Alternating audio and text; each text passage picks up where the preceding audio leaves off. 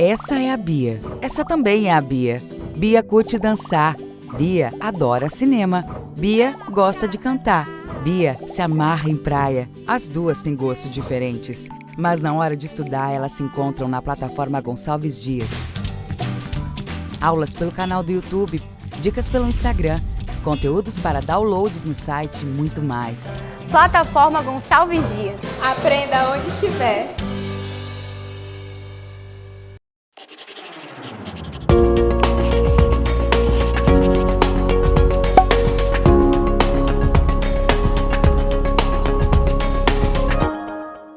Olá pessoal, tudo bem? Sou o professor Renan Robson, tá? E hoje a gente vai voltar com o nosso curso de técnicos em vendas, ok? E a nossa disciplina de hoje é marketing no atacado e no varejo. Hoje a gente vai trabalhar sobre varejo, os tipos de varejo, quais são as principais empresas varejistas que existem hoje no mercado, tá?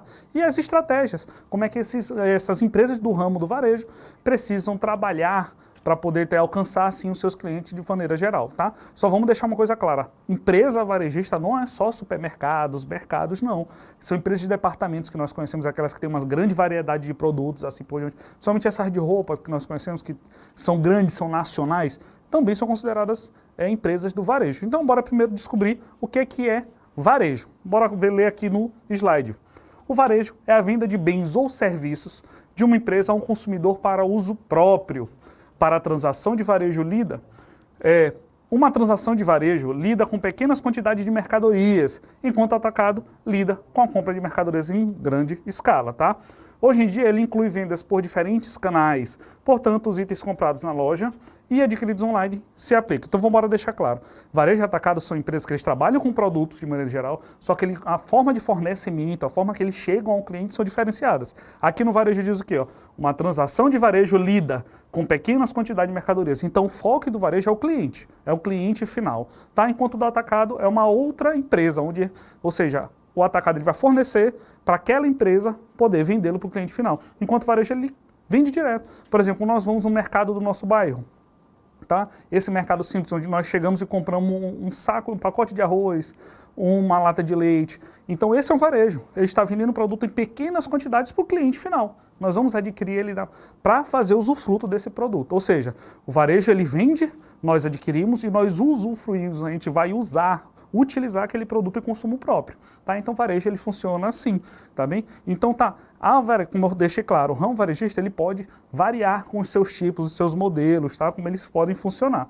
Então, continuando, tá? Hoje em dia inclui diferentes canais, tá? O ramo varejista também, tá? Antigamente, por exemplo, muito antes da pandemia, tá? Mas com a pandemia isso foi muito intensificado, o varejista ele tinha muito foco em loja física, ou seja, nós íamos ao ponto da loja, tá? Nós íamos ao local, lá, aquele ponto físico, para poder adquirir um certo produto, um determinado produto. Hoje, as vendas online simplificaram muito, tá? Então, os clientes, de maneira geral, eles se adaptaram também à compra, à aquisição de produto de maneira online, não somente de maneira física, tá? Então, ele tem um leque maior de opções para fazer utilização, compra e aquisição dos produtos que melhor lhe agradam, ok? Então, quais são esses tipos de varejo? Como eu falei, ele tem uma variedade, tem uns tipos e nós vamos vê-los agora, tá? Ó, o que é varejo? Ó, na verdade, ele não tem limites. Então, o varejo ele não tem uma definição limitada do que é o varejo, tá? Tem diversos tipos de estabelecimentos e e-commerce, ou seja, o comércio virtual. Eles estão espalhados por aí com mais diversos catálogos de produtos.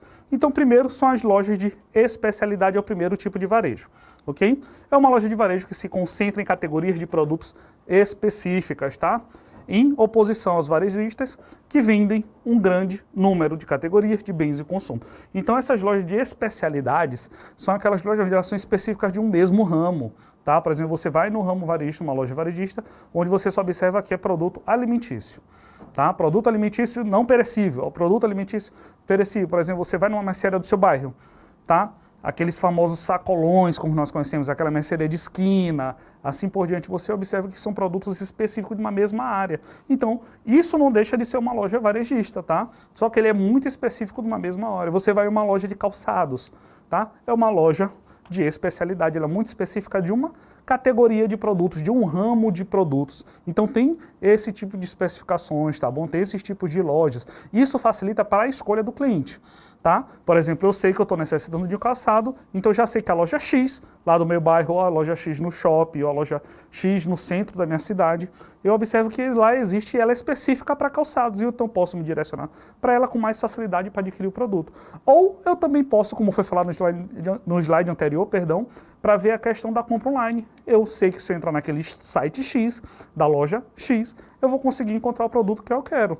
Tá? Isso facilita para mim encontrar o produto que mais agrega ao meu gosto, ao meu desejo e à minha necessidade. Certinho? Então, loja de especialidade. Próximo são as lojas de departamento. O que que diz? Ó? São estabelecimentos de varejo que oferecem uma ampla variedade de bens de consumo em diferentes categorias de produtos, conhecidas como departamentos. Então vamos lá, as lojas de departamentos, ao contrário, vamos não dizer ao contrário, mas ela é mais ampla do que as lojas de especialidade. Enquanto a de especialidade ela é muito focada no ramo de produto, a de departamento ela é mais ampla. Ela abrange uma grande quantidade e variedade de produtos. Por exemplo, quando nós vamos naquelas grandes lojas de roupa que nós observamos que tem, tá, espalhada por todo o país, vocês observam que ele não vende só roupa. Ele vende roupa, ele vende calçados, ele vende alguns produtos para casa, então ele tem uma gama maior, tá? Quando nós vamos em redes de supermercados grandes, tá? Que nós conhecemos aqui em todo o Maranhão, tem várias redes de supermercados que são grandes. Você observa que algumas dessas lojas têm uma variedade enorme de produtos. Eu não encontro só produto perecível, não encontro só produto não perecível, não encontro só enlatados.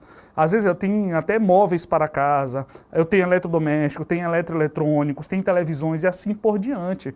Tá? Então essas são consideradas lojas de departamentos. Por quê? Porque elas oferecem uma ampla variedade de bens de consumo de diferentes categorias.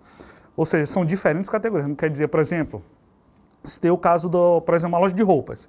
Nessa loja de roupas ela vende roupa masculina, roupa feminina, roupa infantil, roupas de banho. Então tem essas situações sim, só que ele oferece sempre dentro da mesma categoria de produto. Olha, é dentro da mesma categoria essas situações. Enquanto a loja de departamento são diferentes categorias, tá? Então não é só um ramo, ele oferece uma leque de ramos onde eu posso encontrar maior variedade de produtos de diferentes categorias naquele mesmo local, facilitando assim a escolha do cliente. Tá? Ele não precisa se locomover em várias lojas, ou não precisa acessar vários sites para encontrar um produto, sendo que naquele mesmo ela pode encontrar, ok? Próximo tipo de varejo, pessoal, o supermercado. O supermercado todos nós conhecemos, e bora ler o que diz aqui, ó. É um sistema varejista de autosserviço que te dá uma grande variedade de alimentos e produtos domésticos, organizados em corredores. É maior em tamanho que uma mercearia tradicional, mas é menor e mais limitada que a gama de mercadorias do que o de um hipermercado. Supermercados nós conhecemos muito, por exemplo, no nosso estado, nós temos um leque, uma variedade de supermercado localizado em várias cidades, muito grande. Tá? Ou seja, ele oferece uma grande variedade de produtos alimentícios e produtos domésticos, tá? Para o nosso dia a dia de casa, tá? Desde higiene pessoal, desde limpeza da casa, de alimentos, assim por diante. Tá? Até para estruturar a tua casa, alguns equipamentos, por exemplo, louças, talheres, copos, assim por diante. Então tudo que oferece da área alimentícia e a área doméstica, o supermercado ele oferece. Então eles são grandes, são organizados em corredores, tá? Tá? Nós observamos que esses supermercados eles são bem amplos e oferecem variedade de produtos desses dois termos, tá bom? Como foi colocado aqui. E eles são bem organizados, são bem definidos. Por exemplo, você entra no corredor, você percebe que bem que é só produtos para massas. Você entra nesse corredor, você percebe que são só laticínios. Você entra nesse corredor, observa que são só cosméticos, produtos de limpeza e assim por diante. Você vê que são bem organizados em corredores. Mas deixando claro, ele é maior que aquela mercearia tradicional que nós encontramos no nosso bairro. Tá? Nosso bairro ele é bom porque é próximo da gente, então facilita a nossa aquisição do produto dependendo da nossa necessidade. Porém, a variedade é bem limitada, enquanto o supermercado tem uma variedade maior. Porém, ele é menor que um hipermercado. Tá? E o que é esse hipermercado nós vamos ver agora. Tá bem? Então é uma combinação de supermercado com uma loja de departamento. Ponto. Tá? Nós vemos lojas nacionais aqui, lojas que tem em todo o Brasil, que você observa essa variedade muito grande. E você chega lá, tem desde artigos de cama, mesa e banho, até um simples chocolate que você queira comprar. Tem desde televisões de última geração, custando milhares de reais, enquanto você quer comprar simplesmente um doce. Tá? Tem roupas, como tem material para fazer um prato de comida, tá bom? Então tem esse tipo de situações. Então o hipermercado ele é mais amplo, tá? Enquanto, vamos voltar um pouquinho, ó, enquanto a loja de departamento, ele oferece diferentes categorias, tá bom? Supermercado ele é amplo da área de alimentos e produtos domésticos, de maneira geral, o hipermercado ele vai englobar essas duas no mesmo local, tá? E é muito atrativo para um cliente, tá? Porque às vezes o cliente ele vai fazer uma determinada compra, só que ele se lembra de um outro produto que ele precisa adquirir de um outro ramo totalmente diferente, tá? Que se ele fosse só na loja de departamento ele não encontraria, se ele fosse só no supermercado ele também não encontraria, só que na loja hipermercado ele consegue encontrar esse produto, tá bom? Então ele tem essa facilidade também encontrada no hipermercado. Próximo tipo de varejo, pessoal, loja de conveniência. Em uma pequena loja de varejo que armazena uma variedade de itens do dia a dia, aqueles utensílios que são imediatistas, ok? Como café, mantimentos, salgadinhos, doces, refrigerantes, produtos de tabaco, jornais e revistas, tá?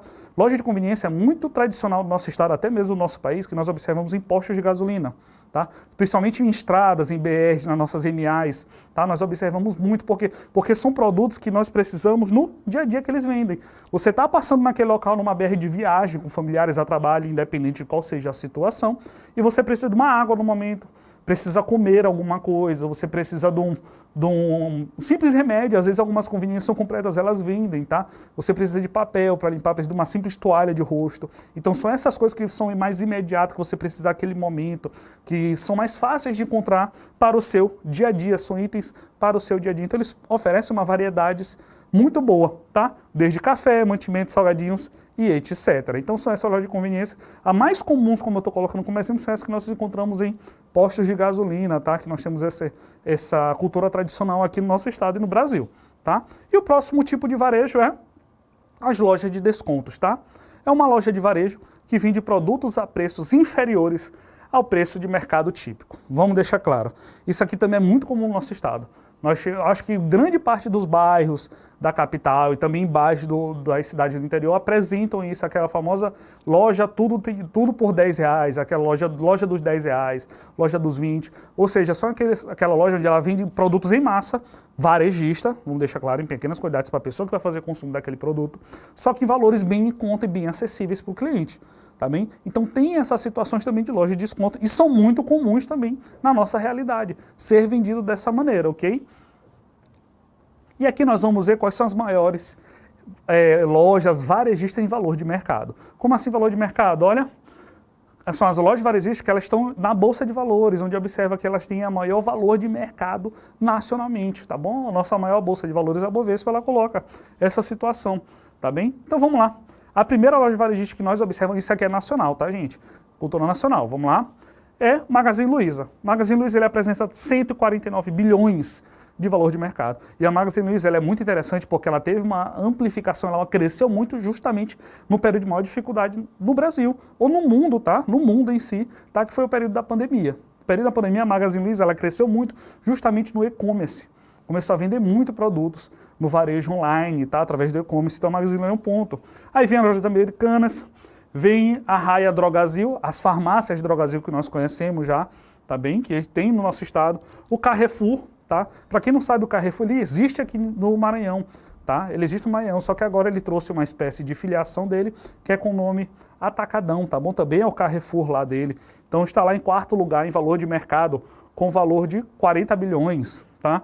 E aí, entre outros, lojas Renner, o Açaí, que também já tem no nosso estado, Via Varejo, Grupo Mateus, que é uma loja que ela foi criada, foi construída, foi alavancada dentro do estado do Maranhão.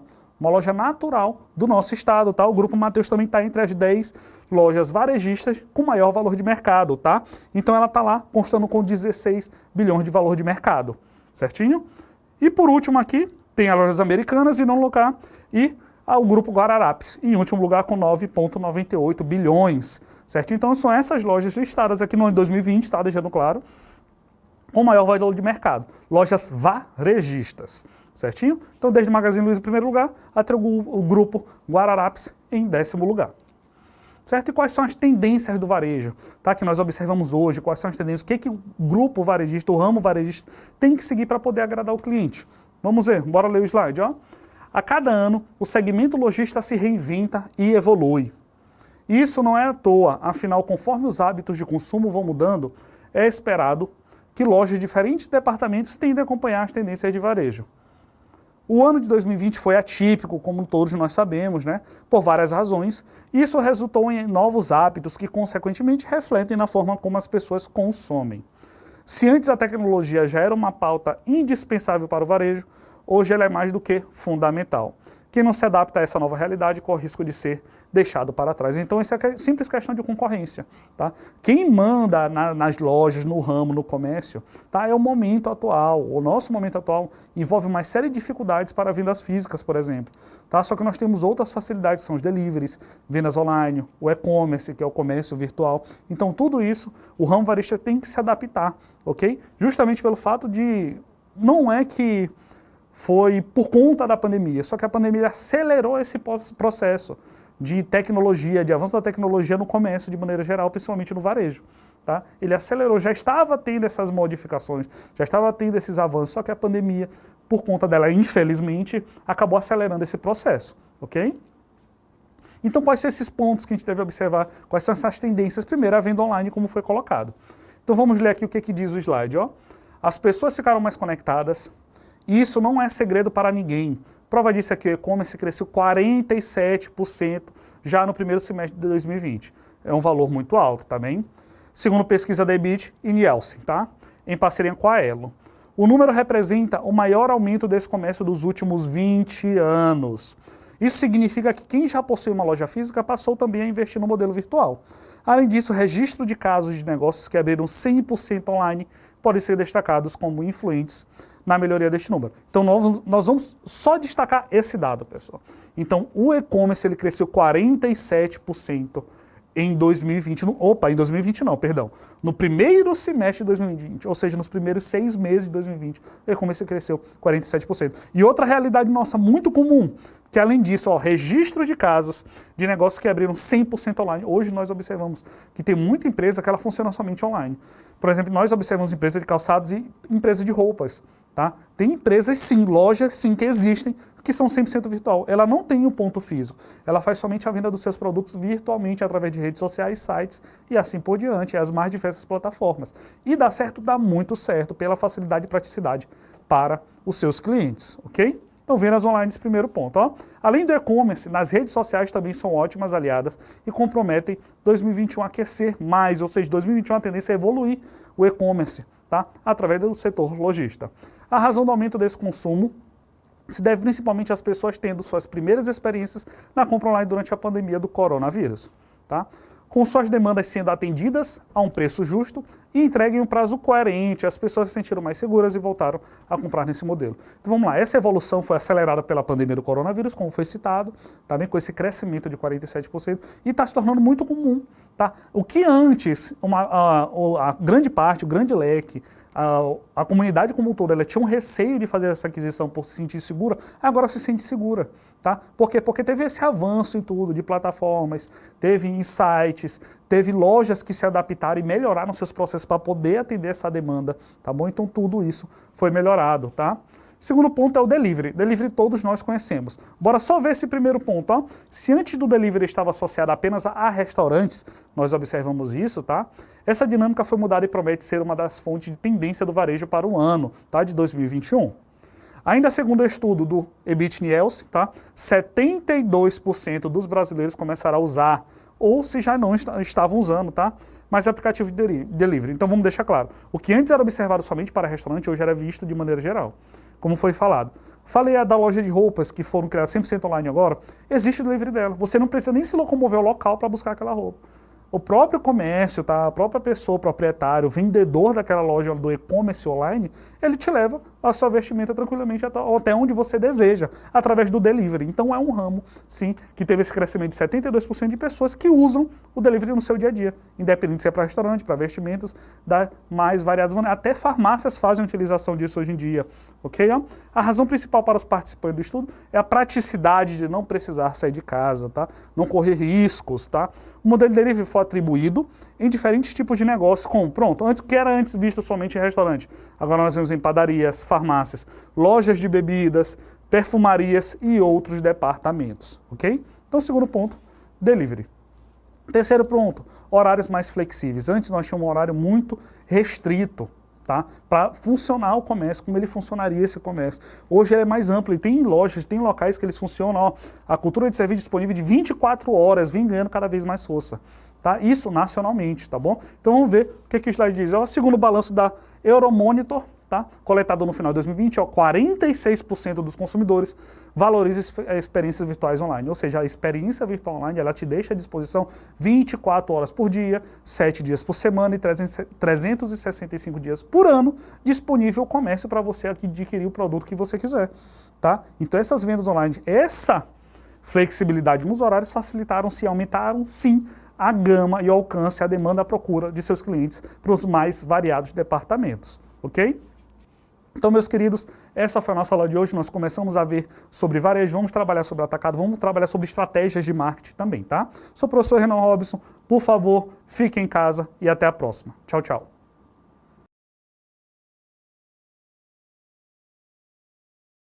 Essa é a Bia. Essa também é a Bia. Bia curte dançar. Bia adora cinema. Bia gosta de cantar. Bia se amarra em praia. As duas têm gostos diferentes, mas na hora de estudar elas se encontram na plataforma Gonçalves Dias. Aulas pelo canal do YouTube, dicas pelo Instagram, conteúdos para downloads no site e muito mais. Plataforma Gonçalves Dias. Aprenda onde estiver.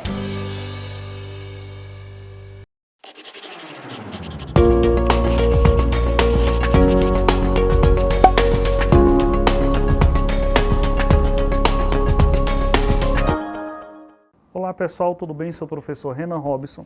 Nós vamos voltar aqui com um curso de técnico em vendas e vamos dar continuidade à nossa disciplina de marketing, de atacado e varejo. Então hoje nós vamos trabalhar nosso primeiro ponto, o comportamento do consumidor, que é muito importante para esse período de pós-pandemia, de pandemia ainda que está acontecendo, tá, no nosso país, no mundo, de maneira geral, como é que o consumidor está se comportando, o que ele está exigindo mais das empresas varejistas como um todo, tá? De maneira geral, tá, pessoal? Não só o produto, mas também o ambiente, os seus sites, as suas plataformas, redes sociais, como é que ela está trabalhando, como é que o consumidor enxerga e exige para esse mercado varejista começar a trabalhar e desenvolver nesse período assim que se encerrar a pandemia, tá bem? Então vamos ver o que o primeiro slide diz, tá? Planejar no longo prazo, depois de passarmos por 2020, tá? Parece um desafio imprevisível. Foi em março do ano passado que muitos negócios perceberam que seus planos de longo prazo não poderiam ser executados. Mas como pensar no futuro do varejo após um ano que trouxe tantos desafios? Então isso é um ponto muito importante que o ramo varejista deve enxergar. Que ponto é esse? Como é que eu vou planejar algo a longo prazo, sendo que é tão incerto? Como foi colocado, ano 2020 foi um ano muito certo, foi um ano que se deu início à pandemia, março de 2020. Tá? Então como é que eu vou planejar algo sendo que pode acontecer novamente, ou pode gerar um acontecimento de força maior que pode quebrar meu plano? Como é que eu vou exigir? E aqui nós vamos ver isso, como é que o consumidor se enxerga para poder as empresas se adaptarem a essas situações, para considerar a situação de continuarem se mantendo competitivas no mercado, como é que elas podem agir, como é que elas podem mudar e evoluir. Tá? Então, o que a gente diz, o que diz aqui no primeiro slide? Ó? Ao longo do último ano de 2020, logicamente, vimos profundas mudanças no comportamento do consumidor brasileiro, tá? Por conta das medidas de distanciamento social, muitos precisaram adotar o meio digital como única alternativa para o consumo. Estima-se que entre os meses de abril e junho de 2020, cerca de 5,7 milhões de consumidores entraram no mercado digital. Tá? Então esse dado é muito importante, ok, pessoal? E a sociedade mudou como um todo. A primeira vista de Covid de 2019, tá? O Covid-19, no nosso país 43% das empresas adotaram home office. Então pronto. Tá? Aqui a gente coloca 5,7 milhões que entraram no mercado digital. Então imagina quantos milhões que já existiam, que já usufruíram, que já utilizavam o mercado digital, tanto para trabalhar quanto para consumir. Tá? Isso é um dado muito importante que coloca. Então, olha, por conta dessa pandemia, tá? Observa que o comportamento do consumidor já teve uma mudança muito brusca. Era um comportamento que estava sendo alterado, só que estava sendo alterado aos poucos, estava mudando aos poucos esse comportamento do consumidor. Por conta da pandemia foi acelerado muito. Tá? Então 5,7 milhões de pessoas em cerca de 3 meses, de abril a junho, abril, maio e junho, tá? Entraram no mercado digital. Então uma quantidade muito grande em um período muito curto, tá? Que entraram no mercado digital. Vamos frisar isso, tá bem? Então observa-se também que as empresas, 43% das empresas adotaram home office. Então bora primeiro ver esse dado aqui do 5.7, tá? O que que diz? O que que isso interpreta pra gente? Porque diz que os consumidores eles não queriam deixar de consumir seus produtos. Não queriam deixar de fazer as compras, de adquirir seus produtos para suas necessidades e seus anseios. Porém, eles também não queriam ter que sair de suas casas, da sua segurança da sua casa, do seu isolamento social, para ir a uma loja onde teriam várias pessoas correndo o risco de contrair o Covid.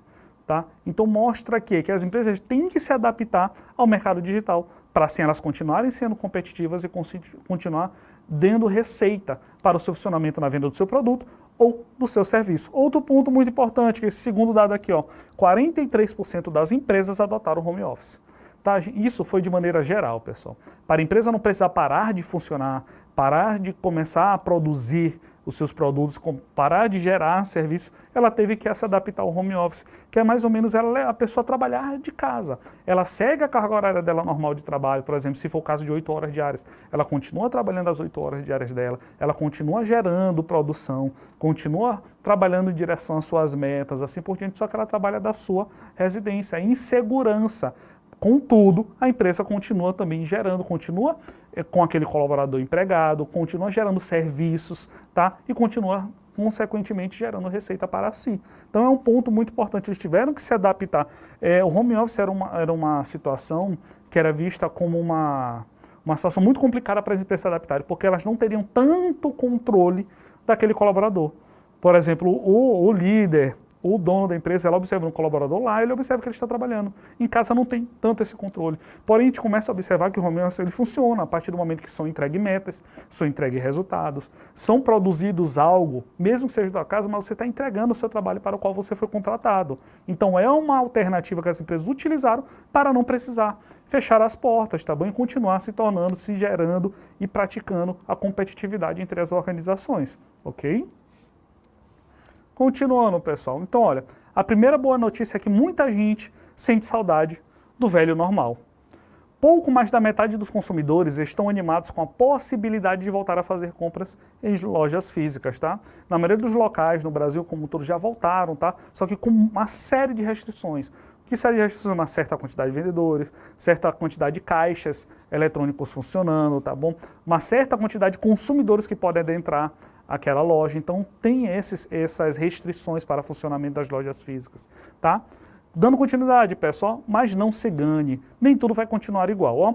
Para os 68% dos consumidores, as lojas físicas não podem mais ser somente corredores de produtos amontoados, certo?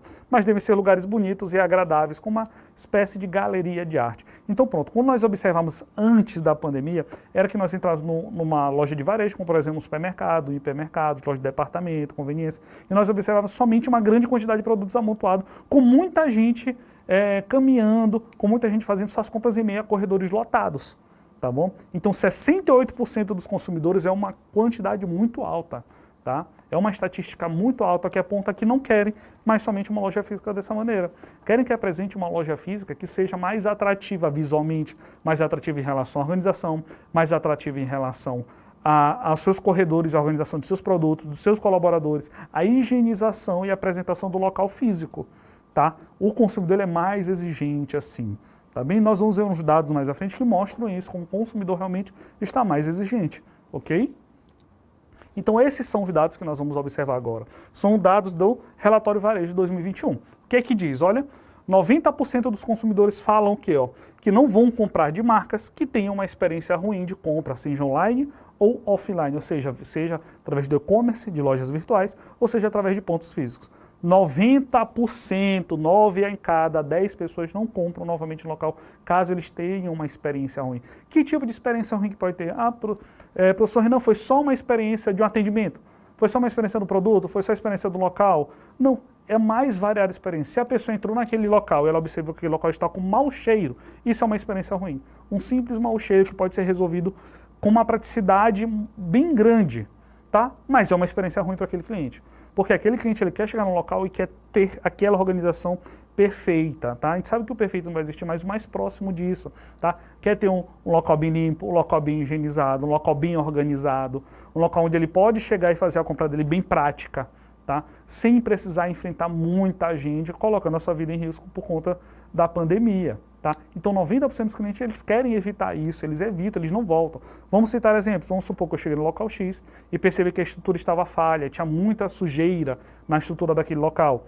O cliente ele vê aquilo ali com uma experiência ruim. 90% das pessoas não voltam, tá? Ou ele chega num determinado restaurante e o garçom não atende ele muito bem, tá? Ou observa que o garçom está com vestimentas sujas, ou observa que o garçom não está preparado para satisfazer a necessidade dele, tirar as dúvidas daquele determinado cliente. Uma experiência ruim, tá bom?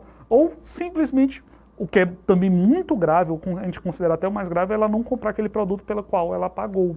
Tá? Aquele produto não chegar da maneira pelo qual ela comprou, que ela pagou aquele produto, não ser da qualidade que ela previa que recebesse, tá? Então isso também é muito grave, é considerado uma experiência ruim. Então vamos repetir, vamos frisar, 90%, 9 em cada 10 pessoas não voltam naquele determinado local de varejo por conta de uma experiência ruim que ela teve, sendo ela online ou offline. Online pode ser o quê, gente? Aqui eu citei só situações do offline, tá? Mas online pode ser o quê? Entrega fora do prazo, produto fora da qualidade pelo qual comprou, há uma embalagem que não veio padrão, que observa que a embalagem já estava aberta daquele produto, tá? Por exemplo, no caso de delivery de restaurantes, o produto chegou frio, o produto não chegou na quantidade que ele comprou, aquele produto veio errado. Isso tudo são considerados vendas ruins, são experiências ruins para o cliente, ok? O segundo ponto aqui do relatório Varejo 2021 diz o quê? Ó? Que 68% dos consumidores querem lojas parecidas com galerias de arte, em vez de corredores com produtos empilhados. Tá? Quando nós chegamos às vezes em lojas de varejo, nós observamos somente vários corredores com uma gama de produto muito grande amontoada. Tá? Mas não é só isso que nós exigimos hoje. Tá? Os clientes hoje, de maneira geral, eles exigem que sejam mais parecidos com uma galeria de arte, ou seja, um ambiente mais agradável, um ambiente que limita mais as condições de consumidores e de colaboradores para evitar uma grande gama de colaboradores, tá? De pessoas naquele local, naquele ponto físico. Tá? E o terceiro dado diz o quê? Que 74% dos consumidores, ou seja, praticamente 3 a cada 4 consumidores se esforçariam para ir a lojas que não tivessem filas ou onde a experiência de compra fosse mais prática. Vamos lá. Isso aqui, nós sabemos que hoje, devido à pandemia, já existia esse cuidado antes, só que agora ficou muito maior, não tem nem como comparar, que nosso cuidado com a saúde hoje, de maneira geral, é muito importante. Temos que cuidar, sim, principalmente efeito de isolamento social, enfrentar lugares com uma grande quantidade de gente é evitada, tá bom? Então isso tudo acontece. Então imagina você chegar no local onde você, numa lotérica, no banco, você fazer somente um pagamento, vamos dizer assim, um pagamento simples, e você observa que tem uma fila grande. Provavelmente eu não vou frequentar aquele local, o cliente não vai frequentar aquele local, tá? Porque ele está evitando isso, ó, locais com grande filas ou com grande quantidade de gente. Vamos supor que eu vou comprar em uma loja de departamentos, vou em um supermercado, vou em um hipermercado, vou em uma conveniência e observo que aquela loja está com uma grande quantidade de pessoas. Tá? Então os clientes eles preferem hoje o quê? Se esforçar, ou seja, em um local de mais difícil acesso, em um local mais distante dele, para justamente evitar isso, ó, evitar essas filas, esse aglomerado de pessoas, assim acabando com o isolamento social. E também tem esse segundo ponto, 74% dos consumidores falam que essa experiência de compra dele tem que ser prática. Ou seja, ele tem que chegar no local, tem que ser bem atendido, tem que ser apresentado o produto e ele tem que sair de lá com o produto em mãos. Tá? Não tem mais aquele processo de ser uma compra demorada, fazendo com que ele fique dentro da loja por mais tempo. Tá? O cliente ele evita hoje, então ele é mais exigente em relação a isso. Imagina você, com todo o isolamento social, com todo esse processo de pandemia que estamos vivendo, você chegar no local e passar cerca de 1 hora para adquirir um produto, 40 minutos, e tendo uma grande movimentação de pessoas naquele local. É ruim para o cliente, os clientes não querem mais essa necessidade, não querem mais passar por isso. A necessidade ali é o quê? É chegar naquele local e passar 10 minutos para adquirir o produto para o qual ele foi comprar. Assim ele evita o máximo de contato possível com outras pessoas, ok? Então esses dados, pessoal, 90% das pessoas não compram, se for um local que tiver uma experiência ruim, não voltam, perdão. 68% querem pessoas, locais que estejam mais parecidos com uma galeria de arte, bem organizados. E 74% se esforçam para não ir em locais onde tenham filas e que suas compras sejam mais práticas. Então vamos ler o que diz aqui. Ele dá continuidade ao slide anterior, tá, pessoal, que apresenta aqueles dados que nós acabamos de ver, ó. Algumas mudanças atravessam as fronteiras do online e do físico. O mais importante delas é a experiência do cliente. Para os consumidores brasileiros, uma experiência de compra ruim é inaceitável, certo? Ó, para 90%, como foi levantado no dado anterior, para 90% dos consumidores, uma experiência negativa, seja online ou no físico, é suficiente para nunca mais comprar daquela marca ou naquele local, tá? Então, outra expectativa do consumidor brasileiro do varejo no pós-pandemia é a flexibilidade. Afinal, se durante a pandemia os negócios foram capazes de oferecer vendas e novos canais ou prazos de entrega mais rápidos, por que isso não deve continuar? Porque isso não continuaria sendo feito após a pandemia. Olha, para 91% dos brasileiros, a flexibilidade precisa continuar. O que é essa flexibilidade? É, por exemplo, essa facilidade de compra, aquele processo que eu posso adquirir um produto de casa através de vendas online, aquele ponto físico que começou a utilizar o delivery como nós trabalhamos na aula passada, tá? Então isso tudo torna o cliente mais flexível. Então olha esse dado, 9 a cada 10, pouco mais de 9 a cada 10, ou seja, 91 pessoas a cada 100 pessoas dos brasileiros querem que a flexibilidade continue, tá bom? E assim facilitando o seu processo de compras, tá? Isso tudo continuando o trabalho de isolamento social, evitando aglomerações de pessoas, certo? E agora nós vamos trabalhar a unificação comercial. A unificação comercial nada mais é do que unir aquela loja que une o seu ponto físico com o online. Trabalha a parte offline e trabalha a parte online do mesmo jeito. Então vamos ler o que o slide diz, tá? Ó, com o legado dessa pandemia, teremos a maior integração entre os ambientes digital e o ambiente físico. Para os consumidores, essa é uma barreira que cada vez faz menos sentido, certo? Ela impõe dificuldades e impede novas ideias. Nesse cenário, a unificação comercial ganha força com a integração total desses dois mundos, certo? Consumidores demandam possibilidades como fazer compra na loja e receber em casa. Podem trocar eventuais produtos adquiridos online em uma loja física. Entre outras, só pode ser possível através do unificação comercial. Então pronto, essas são facilidades que não surgiram, mas aumentaram a movimentação por conta da pandemia. Tem situações, por exemplo, vamos colocar exemplos para vocês, como foi colocado aqui no final do slide. Ó. Consumidores demandam a possibilidade de fazer uma compra na loja e receber em casa. Como, por exemplo, eu fazer uma compra na loja física e receber em casa. Fazer uma compra na loja online e receber em casa. Ou também pode ter essas opções de eu fazer a compra na loja física, porém eu não quero esperar o prazo de entrega e na loja online, fazer a compra na loja online. Tá? E eu não quero esperar esse prazo de entrega e eu vou até uma loja física mais próxima daquela empresa e recebo meu produto. Então isso tudo é unificação comercial, onde eu trabalho unificado as vendas offline através de pontos físicos e as vendas online através de lojas virtuais do e-commerce daquela instituição. Como foi colocado na aula anterior, se vocês recordam, a maior empresa com maior valor de mercado é a Magazine Luiza, tá? E ela trabalha muito bem com essa unificação comercial, tá? Ela tem vários pontos físicos espalhados pelo país, tá? E além disso, ela tem uma loja virtual muito ampla, com uma gama de produtos, uma variedade de produtos muito boa para aquisição, tá? Do cliente, independente do produto que ele queira, da marca que ele queira adquirir. Tá? Então tem essas opções de eu comprar o produto online e receber na loja física, de eu ir comprar na loja física e utilizar o serviço de delivery para entregar na minha casa. Tá? Então há essas opções de eu comprar online e fazer a troca desse produto em loja física. Tem essas situações, esse processo de troca de produtos. Então isso tudo é unificação comercial onde facilita para o cliente adquirir um produto naquela loja. Tá? Ele observa, o cliente ele é mais exigente, o comportamento do consumidor, como vimos agora pouco, torna o cliente mais exigente para o mercado hoje, certinho? E isso tudo chama atenção, ok? Não só a compra do produto, mas a vinda do serviço também, certinho? Dando continuidade na unificação comercial, pessoal, ó. Após a unificação comercial, mostrou-se como uma integração importantíssima para o momento de incerteza. Ao redor do mundo, 50% dos clientes, ou seja, metade dos clientes da unificação comercial, viram seus volumes de transação ficarem estáveis durante a pandemia. Tá? Quando o assunto é lealdade do consumidor, a pandemia deve trazer alguns novos ingredientes. Os brasileiros estão cada vez mais engajados, certo? Após um período de desafio comunitário. Eles demandam ética por parte das marcas e se dizem dispostos a sair de seu trajeto de rotina para que possam comprar de quem representa essa ética. Também afirmam que pretendem comprar de negócios locais para que possam continuar abertos, tá? Então, nosso cliente, ele se tornou mais... O cliente de maneira geral, tá? O consumidor de maneira geral, ele se tornou com uma visão mais comunitária e ética, como foi colocado aqui. Ou seja, ele observa não é só o produto, ele observa a questão do marketing holístico daquela empresa. Se ele está trabalhando em prol da sociedade, para saber se está melhorando por conta da pandemia, ajudando por conta da pandemia seus colaboradores e a sociedade como um todo. Mas também ele observa os seus pontos locais, como foi colocado aqui no último ponto. Então, também afirmam que pretendem comprar dos negócios locais para que possam continuar abertos. Ele incentiva o comércio local para que continuem funcionando. Não só as grandes empresas, as multinacionais ou aquela empresa que existe e tem pontos localizados em todo o país. Também, então, nosso cliente observa todas as situações voltado para a nossa ação comunitária e para a ética das empresas, ok? Então, meus queridos, essa foi a nossa aula de hoje. Sou o professor Renan Robson, fique em casa. Até a próxima. Tchau, tchau.